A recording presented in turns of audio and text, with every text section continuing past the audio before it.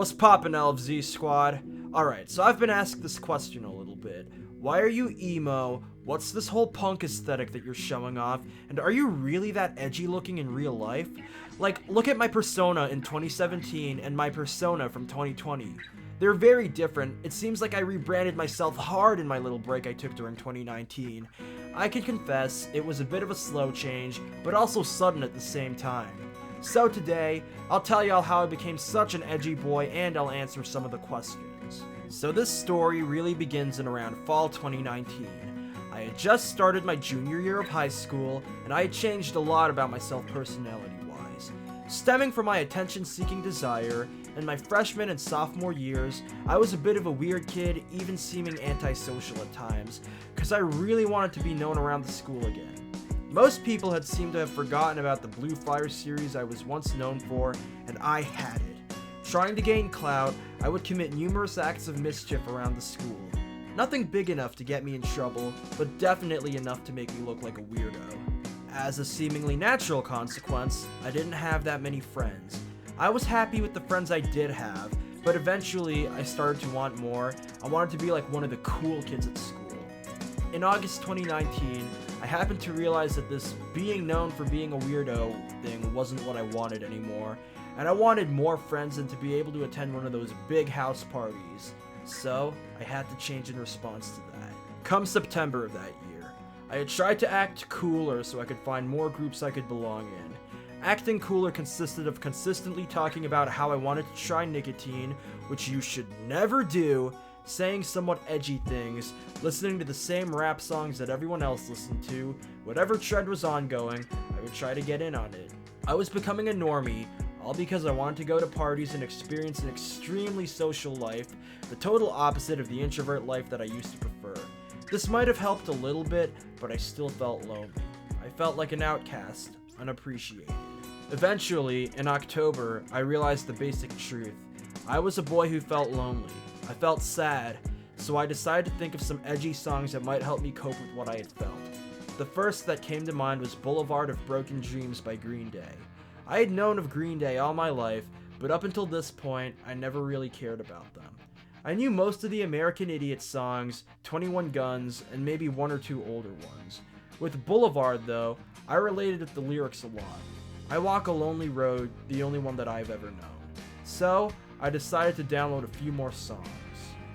In December though, even though I was listening to them less and less, mainly so I could check out Notorious Big instead as well as some other rap, December would turn out to be the last month I would be really obsessed with rap. After Christmas, I started to listen to Green Day more and more, loving whatever song I could get downloaded. Around January 2020, I heard the Green Day song that really turned me over to the punk rock life. It was Jesus of Suburbia from the American Idiot album. The themes, the music video, and the sound of it really changed and got me 100% into Green Day. So, about a week later, I finally bought the American Idiot album in full. The whole album was an experience that turned me over. I would blast all the songs every day. Then, one day, I decided to go shopping at Hot Topic to show that I was now a punk rocker at heart. I know. It can be argued that Hot Topic is not punk rock, but it at least shows merchandise of some of my favorite bands. After grabbing a Green Day shirt, a spiked belt, and some pocket chains, I felt like I had the punk rock aesthetic down for the first time. The pandemic had greatly magnified the feeling of being lonely, so I spent hours upon hours watching the music videos. They started to become more than music videos to me, and I saw the characters and scenes in these videos as something I could relate with. Eventually, the only songs that I had saved on my phone were punk songs, but then, in May 2020, I would then find my second punk band I would get into. After posting some photos of the new look that I had had, people told me, "You look like the type of person who would wear MCR shirts unironically, and do you listen to My Chemical Romance?" I only knew one song by MCR prior, and it was Welcome to the Black Parade. Now, while it is debatable if MCR is considered a punk band, it definitely is an emo band. So, I decided to listen to Welcome to the Black Parade, Teenagers, Helena, and I'm Not Okay, and next thing I knew, I was into another edgy band. So, shortly afterward, I bought a copy of the Black Parade, and I think it was safe to say that this punk phase would last a long time. As with Green Day, I went to Hot Topic and stocked up on MCR merch, so I got 2 MCR shirts and some MCR bracelets to really show my support for them. Fun fact, they're from New Jersey, just like me, and I'm pretty close to Newark, the city that MCR formed in. So I guess they're pretty close to home? Definitely.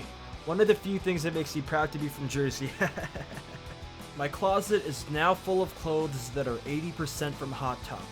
My hair is often either spiked out like how my persona does it, or done in a classic emo cut with my bangs down. I occasionally have eyeliner on or nails painted black. While I'm not really an e-boy, which are much more popular these days, I have mad respect for them and people often assume I'm one of them just because of my whole emo punk aesthetic.